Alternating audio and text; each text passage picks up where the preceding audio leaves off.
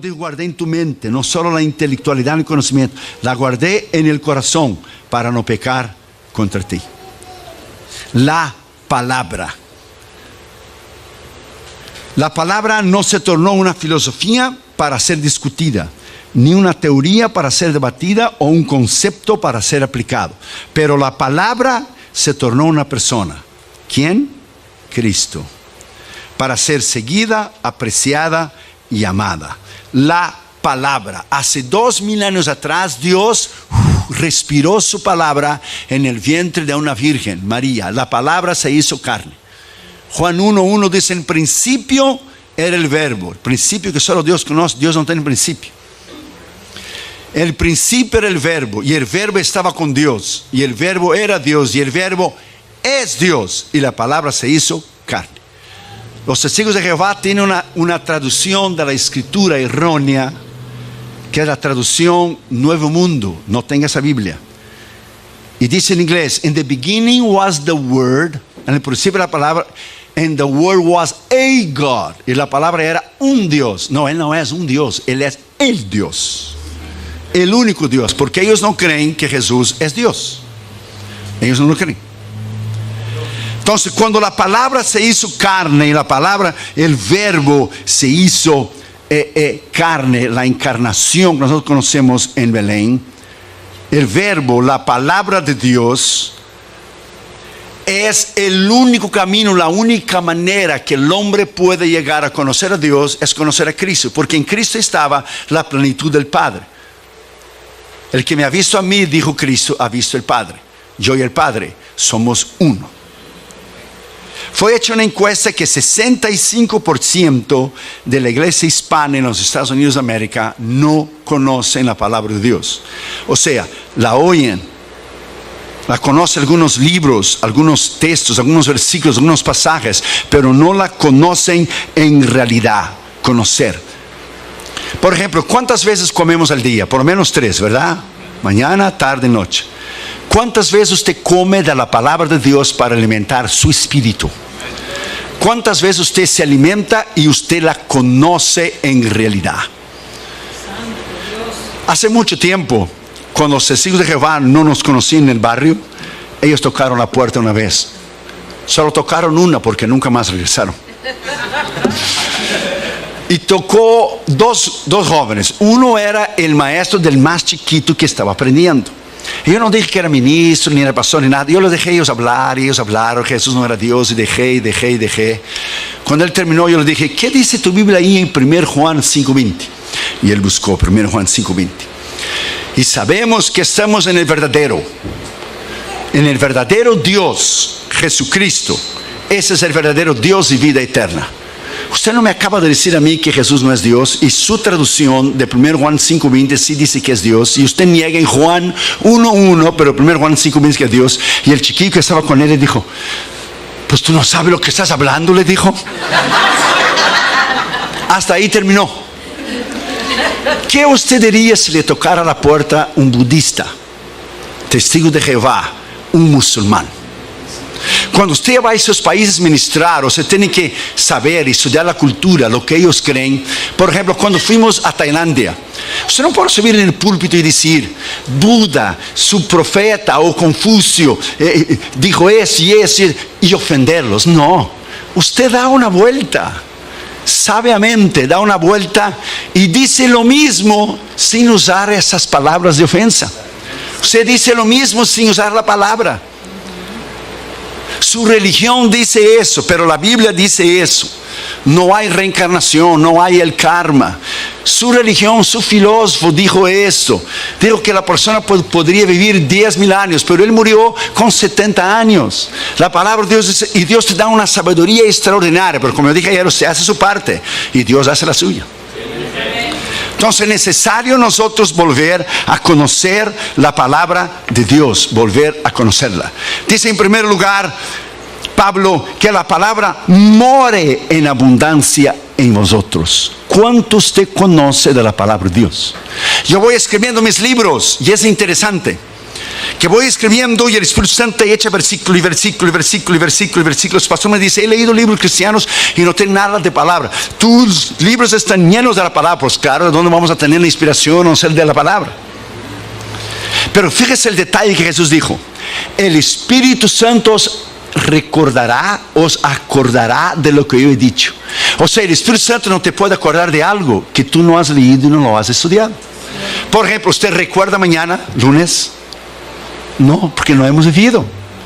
Solo se recuerda la mente, el cerebro, lo que usted ya ha vivido, lo que usted ha estudiado. Usted está predicando, sea campaña, sea lugares pequeños como aquí, sea campaña. En Colombia tuvimos 200,000 personas. 200,000 son 2 veces el Estadio Azteca lleno. Y usted está predicando a una multitud de esas. El Espíritu Santo te echa ilustraciones en la cabeza que de libros que tú has leído, y te echa versículos y tú predicas y no está en el sermón. Y el Espíritu Santo, porque sabe la necesidad del momento, las ilustraciones del momento que usted necesita decir.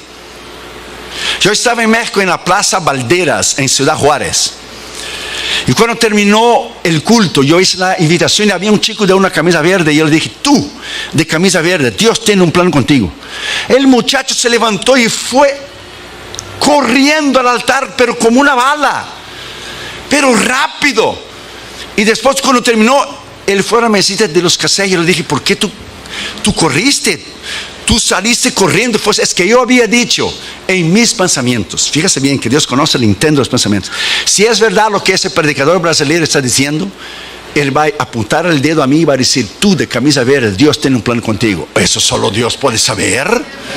Tú solo puedes decir eso bajo lo que es la dirección del Espíritu. Entonces en Tailandia yo dije a Junior adentro del cuarto, Dios tiene que darme una sabiduría tremenda, porque ellos son budistas y tú tienes que predicar 20 minutos y tu traductor traduce 20, ya son 40. Y la gente que no conoce a Cristo, nosotros podemos tener culto de 2, 3 horas aquí, gozarnos en el Señor y bailarnos en el Señor y cantar, pero los impíos no pueden pasar de 30 minutos de mensaje porque ellos no soportan.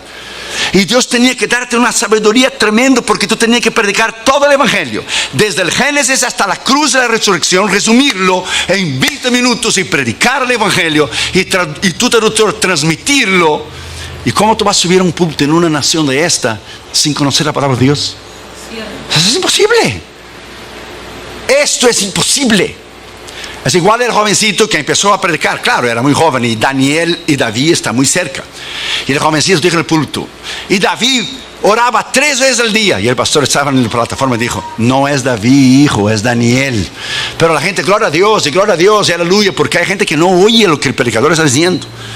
Y yo he notado que en su iglesia usted oye, usted presta atención. Los predicadores que vienen a su iglesia tienen que ser predicadores de verdad, porque hay iglesias que usted va y ellos no te dejan ni predicar. Pero su iglesia usted oye, usted está asimilando, usted está analizando, y eso es muy bueno, porque usted ha sido entrenado por los pastores a oír, a discernir. Y si alguien dice algo que no es correcto, no es bíblicamente correcto, o dentro de la doctrina, usted sabe. Dámonos, yo fuimos a una iglesia en Massachusetts que la gente empezó a saltar y con los tacones le pegaron, y el pastor me dijo a mí, salte usted también. Yo dije, un momento, yo vine a predicar, yo no vine a saltar. Vine a predicar, no, porque la gente no oía, no estaba acostumbrada a oír. Y el jovencito decía, y David oraba 3 veces al día, y el pastor aumentaba la voz, es Daniel, hijo. Pero la gente, gloria a Dios, aleluya, gloria a Dios, porque hay que oír el mensaje. Y David oraba 3 veces al día, el pastor, es Daniel. Y entonces dijo el joven, y entonces esos hombres malos e envidiosos tomaron a David y echaron en el foso de los leones. Cuando lo echó el pobre de David en el foso de los leones, ya era muy tarde, porque ya lo había echado. Ahí se dio cuenta que es Daniel, y digo, Daniel, foso de los leones. Y para arreglar el sermón, el jovencito dijo, David, salte de ahí, hombre, ahí es el lugar de Daniel, los leones te van a comer, salte de ahí, ahí es el lugar de Daniel. Pero se le fue, se escapó. A cualquier predicador puede ir, pero no hay nada más extraordinario de que oír un predicador tremendo en la palabra. Yo voy a Los Ángeles a predicar, cerca o aquí, o donde vamos, yo escuchando mensajes en el carro, porque uno tiene que alimentarse. Tú tienes que alimentar y comer para poder dar. ¿Cómo tú vas a dar sin comer? Pedro dijo, lo que yo tengo yo doy. No se puede dar lo que no se tiene. La palabra de Dios dice en Isaías 55:11, presta atención, así será mi palabra, dice Dios, que sale de mi boca. a mí no volverá vacía, pero antes hará lo que yo quiero y será prosperada para aquello por la cual la envié. A 2000 años atrás, Dios respiró la palabra en el vientre de una virgen. La palabra nació, vivió, ejerció su ministerio, murió y resucitó. Y cuando regresó al cielo, no regresó vacía la palabra. Regresó llevando tu nombre y el mío escritos en el libro de la vida. Él es la palabra, Cristo. Y cuando usted predica la palabra, usted tiene un poder extraordinario. La palabra, el predicador que predica la palabra de Dios es algo tremendo. Y el diablo sabe el poder que hay en la palabra. Fíjese que el diablo, la gente cree que él es tonto, que él es idiota. No, él no es tonto. La única idiotice y tontería que él hizo fue rebelarse contra Dios, que fue su destrucción. Pero él es inteligentísimo. Él ha creado cada secta falsa, cada religión falsa. Él ha creado los grandes religiones del mundo entero. Y fíjese, cuando Jesús terminó de ayunar, en la tentación, vino el diablo y dijo: está escrito. Usó la palabra. Cuando él tentó a Eva, él no dijo a Eva: Dios no existe, porque él sabe que lo dice, pues él fue creado. Él dijo: Dios no dijo eso. Él no negó que Dios dijo, Dios no, y torció la palabra. Pero Dios bien sabe que el día que comieres seréis como dioses. Él torció la palabra. Cuando él tentó a Jesús, como él sabe que en él no hay poder, él dijo: está escrito, di a esas piedras en son y pan. Jesús dijo: también está escrito, no solo de pan vivirá el hombre, pero de toda palabra que sale de la boca de Dios. Lo llevó arriba del pináculo del templo: échate para abajo, porque está escrito, dará orden a sus ángeles. También está escrito: no tentarás a Jehová tu Dios. Si tú me adorares a mí, yo te doy todo, le enseño todo el reino. También está escrito, dijo Jesús: solo a Jehová tu Dios adorarás y solo a él prestarás culto. O sea, el diablo dijo: está escrito. Jesús dijo: está escrito, también está escrito. Era un confronto de autoridad usando los dos la palabra. Solo que había un pequeño detalle: el diablo la conocía intelectualmente y no lo obedeció. Y Jesús era la palabra encarnada de Dios. Era el verbo de Dios.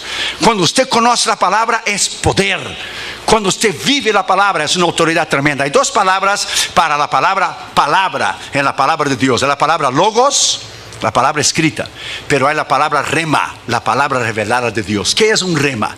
El rema, cuando el predicador está predicando y Dios te habla por un versículo, y el versículo usted leyó la noche anterior, el mismo versículo cita el predicador, se dice: Dios me está hablando, y usted apunta en la Biblia. ¿Qué es el rema? Por ejemplo, Jesús vino caminando sobre las aguas. Pedro lo vio. Los 11 estaban dentro del barco.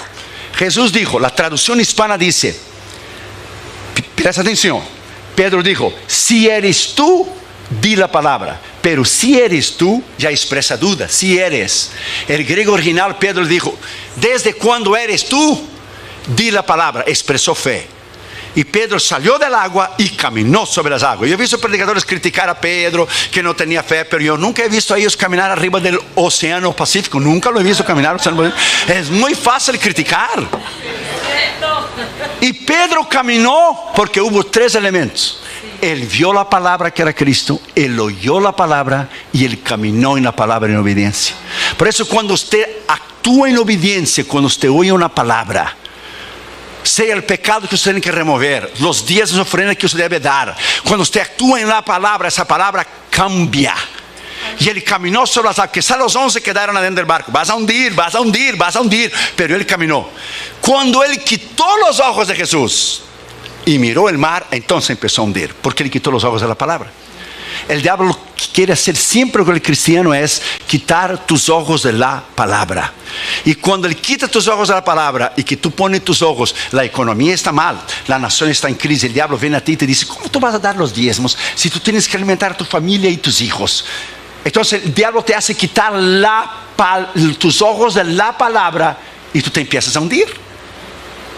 Por ejemplo, si usted tiene un carro y usted está haciendo el pago de los carros, y usted necesita ese carro para ir a su trabajo, lo último que usted quiere hacer es dejar de hacer los pagos. ¿Por qué? Porque el banco te lo va a quitar.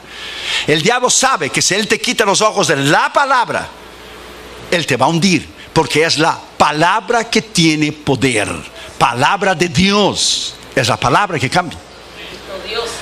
Entonces dice: en el principio, en el verbo, era Dios y es Dios y se hizo carne. Entonces, cuando nosotros nos alimentamos de esta palabra, cuando nosotros conocemos esta palabra y usted se llena de la palabra, cuando usted es tentado, usted cita la palabra. Está escrito, diablo, en 1 Corintios 10:13: no nos ha sobrevenido tentación sino humana, pero fiel es Dios, que juntamente con la tentación nos dará la salida. Usted cita la palabra que tiene poder. El diablo huye por el poder de la palabra. Es la espada. Es una de las herramientas de Efesios 6 del soldado cristiano. Para usar la palabra hay que conocer la palabra. Cuando la Biblia dice en Hebreos 4:12, porque la palabra de Dios es, ¿qué es la palabra de Dios? Es viva, es eficaz, más penetrante que las palabras de Chile. Esa palabra en el griego, esa palabra habla de poder. Esa palabra habla de autoridad. Como el logos y el rema, la palabra es energes. La palabra es viva, energes es de donde viene la palabra que tenemos hoy en español, energía. O sea, cafeína, que te da power, que te da fuerza. La hierba mate esa y el café cubano, que tiene power. Energes es lo contrario de la palabra griega argos, que es flaco, débil, sin energía, perdedor, derrotado. La palabra, cuando tú la citas, es poder. Y usted la predica alrededor del mundo y es un misterio. La gente te está oyendo y tú predicas la palabra, y la palabra tiene el poder de transformar el corazón de una persona. La predicación en sí misma es un misterio, porque Pablo dice en 1 Corintios 2: cuando yo vine a vosotros, yo no vine en sabiduría humana, yo vine en el poder de la palabra de Dios, para que vuestra fe no estuviera dependiendo de lo que es argumentos humanos. Es la palabra. Cuando usted conoce la palabra, usted vive la palabra. Él mismo dijo, Jesús dijo, yo mencioné el otro día, las palabras que yo he dicho es espíritu y vida. Voltaire, el rebelde y ateo francés, dijo, fíjese bien, en su arrogancia y su prepotencia, porque el diablo va a intentar destruir esa palabra por miles y miles y miles de años. La han ridicularizado, la han quemado, pero ella está aquí, porque ella es la base de la civilización y es la base, la columna de la iglesia. Ella está aquí. Y Voltaire dijo en su orgullo y superpotencia: 100 años después de que yo muera, no habrá Dios, qué bárbaro, no habrá Biblia y no habrá cristianos.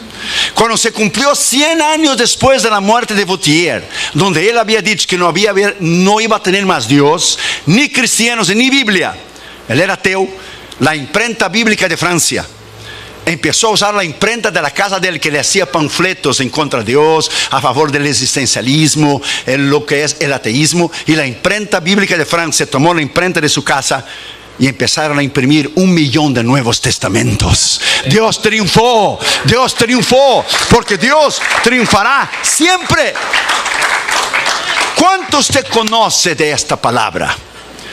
¿Cuánto usted conoce de la palabra de Dios? Una vez estaba en un programa de CNN y había muchos pastores allí. Estaba gente del Islam, del budismo, estaba de los mormones. Y uno decía una cosa, decía otra, y algunos me dicen, para no comprometerse, para ser cool, para estar bien con todos. Hay muchos caminos para llevar a Dios. No, pero John MacArthur dijo, con todo el respeto, le dijo a Larry King, de Larry King Live, y a todos, dijo: solo hay un camino a la vida eterna, que es Cristo. Y solo hay un libro verdadero. No es el Corán, no es del confucianismo, ni Buda, y ningún otro libro sagrado. Es la palabra de Dios. Eso es tener valentía.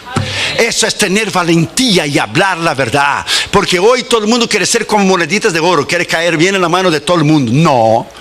No, salvación es solo por Cristo. La palabra verdadera es la palabra de Dios, no es el Corán. El Corán está lleno de versículos de la palabra de Dios. ¿Por qué? Porque él tuvo la oportunidad de convertirse, Mahoma, 600 años después de Cristo, y él no lo hizo.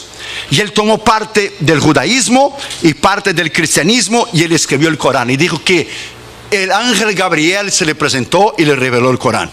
Joseph Smith de los mormones dice también que el ángel Gabriel se lo presentó a él. Pues uno de los dos está mintiendo. Porque aquí hay dos religiones diferentes.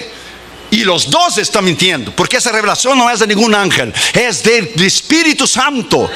Vino del cielo esa revelación que está aquí. Y cuando usted la conoce, esta es el arma más mortal que Dios ha puesto en las manos de un ser humano. Tú te subes en la plataforma y tú predicas con poder, y los budistas no pueden resistirla, ni sea Japón, ni el intelectualismo de Europa, ni la santería y brujería de África. Usted la predica con autoridad y poder. Usted sube en el punto bajo el poder del Espíritu Santo, y Dios quiebra el poder del diablo. Él anula el poder del diablo. Él sana las enfermedades. Es el poder de la palabra de Dios. Y usted va a crecer cuando usted conocer la palabra de Dios cada día y amar la palabra de Dios cada día. Segundo lugar, dice: enseñándoos y exhortándoos en toda sabiduría. Segundo Timoteo 2:15 dice, ¿qué dice? Usted conoce la Escritura. Procura o estudia con diligencia, procura presentarte a Dios aprobado, como obrero que no tiene de qué avergonzarse, que usa, traza, conoce, sabe bien la palabra de la verdad. O sea, usted tiene que conocer la razón de tu fe, porque si alguien te para en la calle y te pregunta a ti la razón de su fe, usted no puede empezar a discutir con esa persona. Usted va a la Escritura. La razón de nuestra fe está aquí. La razón de la esperanza nuestra, de la resurrección de los muertos, está en 1 Corintios 15, donde Pablo dijo bien claro: si Cristo nos resucitó de la muerte, vana es nuestra fe. Nuestra esperanza y resurrección es que la tumba está vacía. Si Cristo murió en la cruz y venció el diablo, la muerte, pero si él hubiera quedado en la cruz, hubiera sido la mitad de una victoria. La tumba está vacía, y en el nuevo libro ahora que estoy escribiendo, La conquista de Cristo en la cruz, la tumba está vacía, y nosotros fuimos ahí en 2013. Yo llevé a Damaris Catherine Jr. Y la tumba de Cristo, hermano, es el único lugar del mundo que la gente hace cola por filas y filas y filas y filas para llegar y ver nada. ¿Por qué? Porque la tumba está vacía, porque Cristo resucitó. Esta es la diferencia del Corán con nosotros. Mahoma está muerto, Hare Krishna está muerto, Buda está muerto, pero Jesús está vivo. Esta es la razón de nuestra fe. Alabado sea su nombre, alabado sea su nombre. Deleítete en la palabra. Ame esta palabra. Trate de conseguir diccionarios, comentarios, lea diferentes traducciones de la Escritura. Oh my God, llenarse de la palabra es algo tremendo. Dios te puede usar en cualquier nivel. Dios te puede usar en cualquier persona. A mí me encanta evangelizar en los aviones, porque los aviones la gente no tiene para dónde ir. Y la gente se levanta y va al baño, y yo le digo: no hay problema, yo te voy a estar esperando aquí. That's no problem. Y si no quieres oír, no problem. Abre la ventanilla y échate para abajo, porque vas a oír. Vas a oír. Y usted la encorrala a la persona. Usted le dice: este libro dice. Y no hace ninguna diferencia si usted cree en Dios o no, si usted cree en el infierno o no, o si usted cree en la ley de la física o no.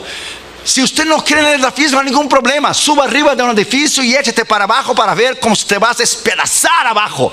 Y usted dice que no cree en la ley de la física. Ella existe, si usted cree o no. A Dios no le hace ninguna diferencia. Si usted cree en la palabra o no, si usted cree en Dios o no, si usted cree en el infierno o no, eso no elimina el hecho de que existe. That's it. Existe. O no cree en el aire. ¿Cómo no? ¿Y eso qué es? No podemos ver, pero es el aire.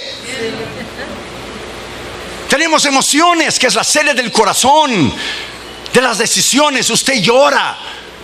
Solo en el llorar y los sentimientos es que el hombre es cuerpo, alma y espíritu. Porque Dios lo creó a su imagen y semejanza, porque Jesús lloró. Sí, amén. My friend, la palabra de Dios, cuando usted la estudia, es un poder extraordinario. La reina Victoria dijo que la Biblia era la razón de la supremacía, de la grandeza de Inglaterra. George Washington dijo que el mejor regalo que Dios había dado al hombre era la palabra de Dios. Abraham Lincoln dijo que sí, era imposible gobernar al hombre sin Dios y sin la Biblia. Una vez un hombre fue a tener una reunión con el presidente Lincoln. ¿Sabe qué hora? A las 6 de la mañana en la Casa Blanca. Porque aquellos años de 1800 la gente se levantaba muy temprano. A las 6. Y él llegó más o menos como 5:15 para llegar temprano. Y él escuchó un hombre hablando en voz alta. hablando en voz alta y orando. Y él preguntó al guardia que estaba ahí antes de entrar en el Oval Office, y dijo: ¿quién está allí? Y el guardia dijo: es el señor presidente. Abraham Lincoln levántase a las 3:30, 4 de la mañana. Él viene aquí y lo primero que él hace es orar y leer la palabra de Dios. Ahora den una miradita al gobierno que tenemos ahora y compáralo con Abraham Lincoln. La nación se descarrió de la palabra. La nación fue fundada en la palabra de Dios. 200 años tiene Estados Unidos, la nación más poderosa del mundo. Egipto tiene ¿cuántos mil años? Como 4 o 5. Y nunca se ha levantado.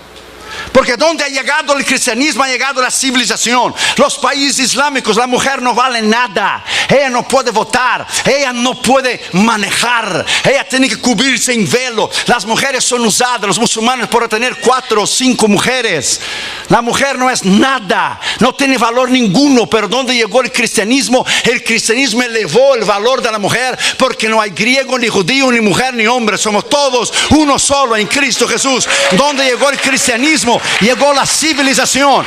Esos países, aunque tienen oro, petróleo y dinero, son países incivilizados. Donde la mujer es una chancleta y no vale nada. Es un objeto sexual solamente y no vale nada. Donde llegó el cristianismo, llegó la libertad, llegó el poder, llegó la sanidad. Donde llega el cristianismo, Él transforma. El presidente dijo unos días después que tomó la presidencia en 2008 que esa nación ya no era más cristiana. Esa nación tiene 60 millones de cristianos. Ella no es budista, esa nación ella no es islámica, aunque él sea, porque él engañó, él mintió a la gente diciendo que era cristiano. Y los pastores bautistas, principalmente los bautistas, los pastores de black pastors, los pastores morenos de color, los pastores negros votaron en él pensando que era bautista. Él es un mentiroso y engañador. Él es musulmán. Toda esa persecución contra el cristianismo, ¿de dónde viene? Comenzó con él. Porque abandonaron la palabra de Dios. Hemos dejado la palabra de Dios. Y la persecución viene despacio. Viene despacio. Mira a esa mujer en Kentucky ahora. Viene despacio. Y viene despacio. Y viene despacio. Y yo te le voy a decir lo que los cristianos dicen en China. Que cuando llega la persecución en un país, Dios separa las ovejas de los cabritos. Y los chinos dijeron por muchos años, la iglesia china, la razón que no viene una persecución en los Estados Unidos es que el pueblo es muy inmaduro. Porque si llega una persecución van a negar a Cristo la mayoría de los cristianos. Pero esa mujer en Kentucky se mantuvo firme en su convicción. Se mantuvo firme. No doy la licencia para homosexuales casarse. No me interesa que voy a la cárcel. Mi vida es más importante. Porque cuando yo llegar delante de él, va a estar el nombre de ella, la firma de ella que dio la licencia para casar a homosexuales. Y nosotros no queremos en eso. Es el principio de la persecución en esa nación. Ponga esa palabra en tu corazón. No tengas miedo, solo prepárate. Prepárate y esté listo para no negar a Jesús. That's it. No nega a Jesús como Damaris cuando era chiquita. Pregúntale, ella está ahí. Ella entraba en la escuela de chiquita. Los niños llevaban una panoleta roja.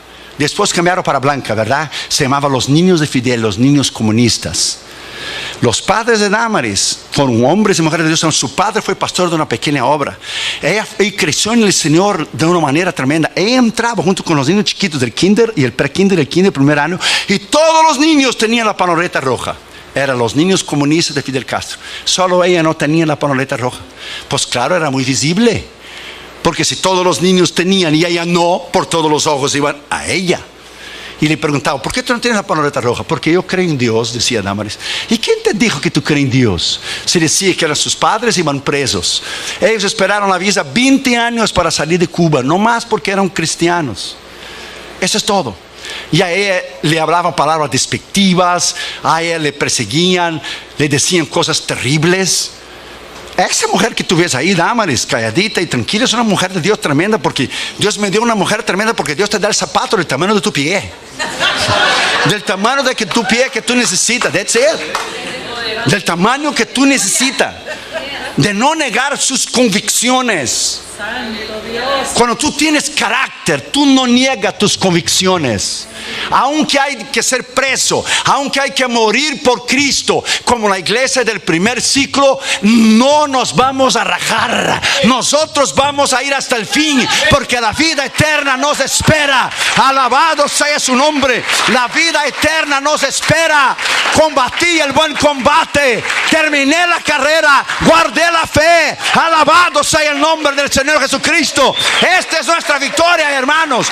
Esta es nuestra victoria. Yes. Oh, hermanos, está bueno predicar aquí. Hay un espíritu bueno para predicar aquí. Está bueno para mandarse un sermonazo de 3-4 horas. No tengas miedo, no tengas miedo. No tengas miedo, no tengas miedo. La palabra fue el primer libro que escribí.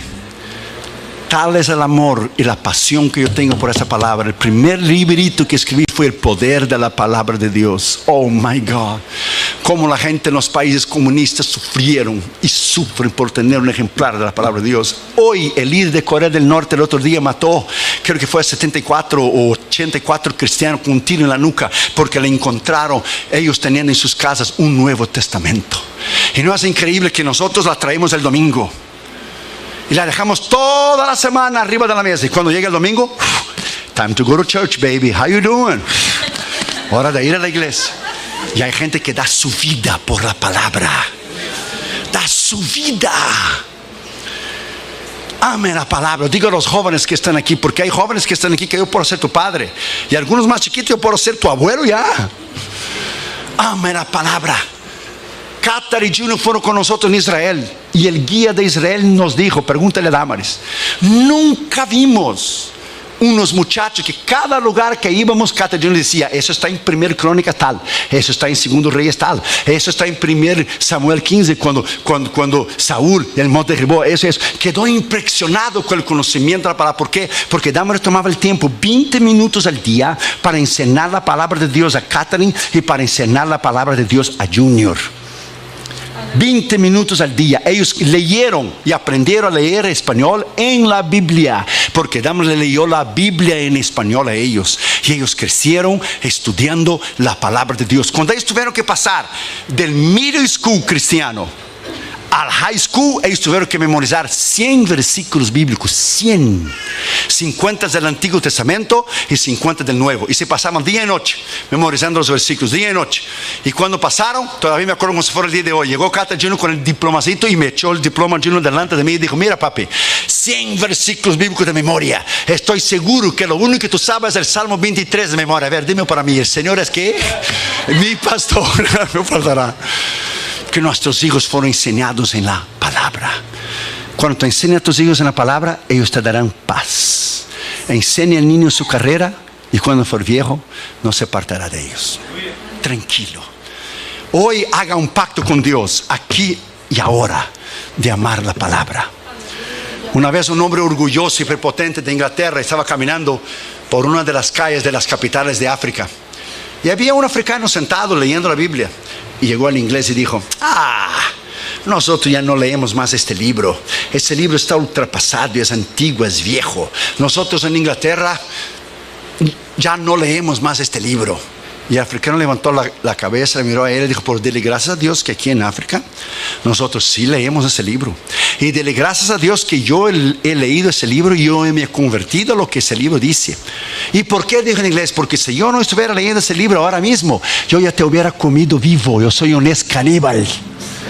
Yo te hubiera comido vivo si yo no hubiera practicado y leído este libro. Este libro es el que transforma. Este libro es el que salva. Es la palabra, Cristo.